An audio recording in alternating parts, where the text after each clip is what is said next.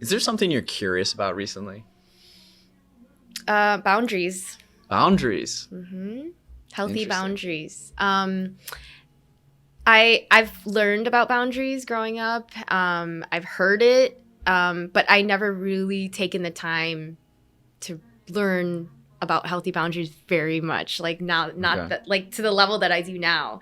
And I realized that boundaries, I was lacking boundaries growing up. And that's like something that I don't know. I've just been so curious about it lately because I feel like, wow, like there's so many people in this world that don't have healthy boundaries.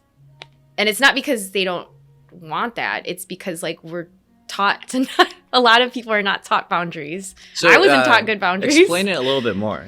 What do you mean by boundaries? So like, like for me, for example, I grew up feeling like I didn't have a choice. I grew up thinking only adults know everything, kids don't know anything. Yeah. And I didn't think that I had a choice with anything, with like my career, with wanting to eat certain foods. Like I felt like I literally had no choice.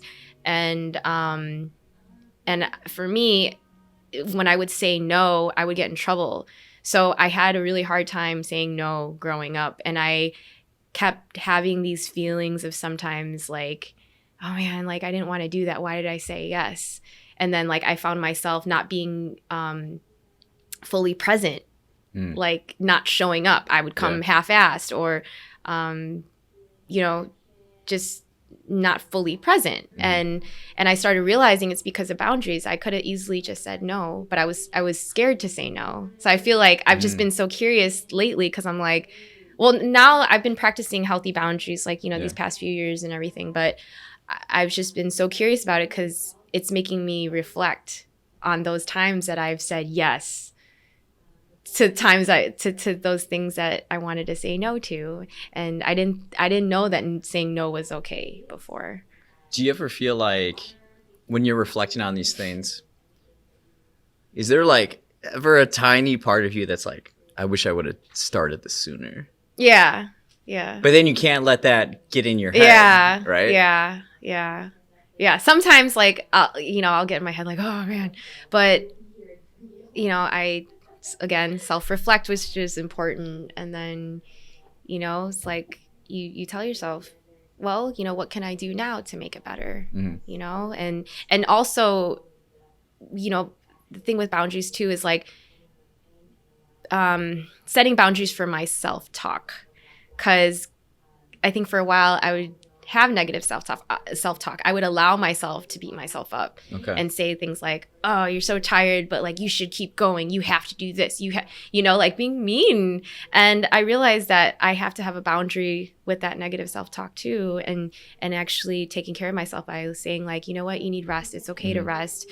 It's okay to take a break. You can handle it tomorrow. Like you've done a great job. Like I have to literally tell myself these things. That sounds like me last night before really? I feel you. No, you're tired right now. Don't try it. Don't try it. I know you got it up on the whiteboard, but don't do it. Don't do it. Yeah. You did what you could do today. Sometimes actually, like in school, instead of cramming the night before, I would go to bed early so that I'm fresh for the next day. So when I take the test, I'm like in my own element rather than being tired. So it's almost like preparing yourself for the next day and not trying to do everything right because you're not going to be able to do it right at your fullest capacity. Yeah. And that's part of self-reflecting too, because you have to self-reflect in order to know like what your habits are and what you need to do the next day, like what you want to create the next day. It's not just today. Like you need to allow yourself to have the energy to be able to handle all the things you want to handle. Exactly. Yeah.